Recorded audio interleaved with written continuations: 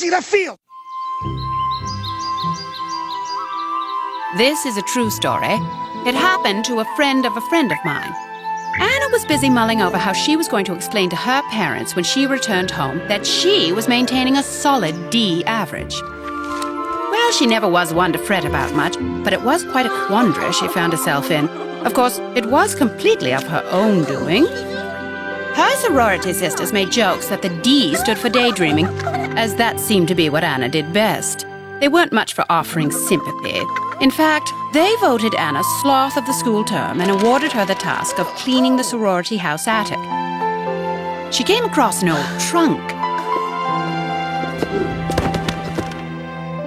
Her idle curiosity got the best of her, and she lifted the lid. Inside, Anna found a yellowed letter.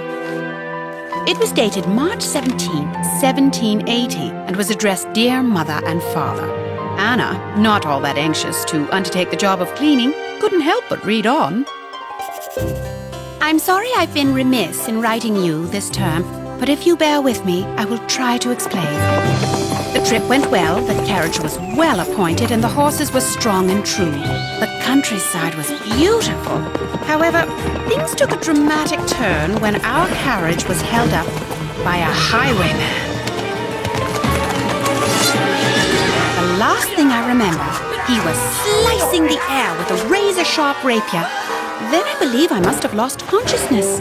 It seems I had been kidnapped by the masked bandit who I came to know as Rodrigo.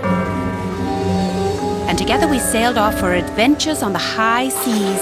Unfortunately, the accommodations were less than desirable.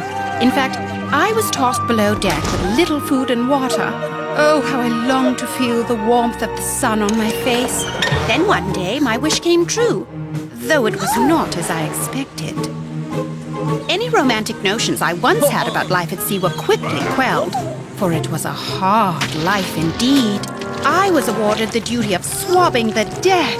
It was a task that became more grueling as the days wore on. Soon I decided it was time for a change of scenery and set a plan of escape in motion. But first, of course, I had to dispatch the pirates in a bare-fisted battle to the deck. I was lucky enough to secure passage on another vessel. Then, when it seemed our hopes were to be dashed like so many storm-bound ships run aground on a rocky shore, we found a hospitable port. Actually, it was more of a tropical paradise. As I drank in the rare scents, I slipped down into the cool water.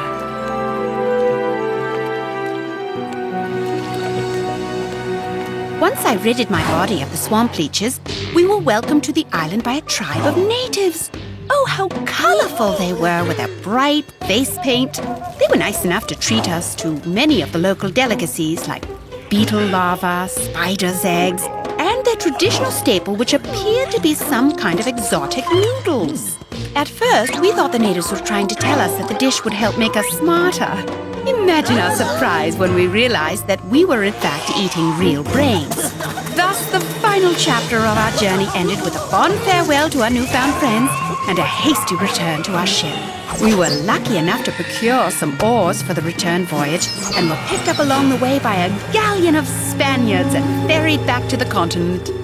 As we are now safely back in the country, I'm writing to let you know that Rodrigo and I plan to marry and would like your approval. He really is a wonderful man once you get to know him. And anyway, he'll do for now. Your loving daughter, Emma. P.S. Just to let you know, I arrived at school on time and without incident and have no immediate plans for marriage. I am failing French and social studies, though, and wanted you to see these marks in their proper perspective. Love, E. This is a true story.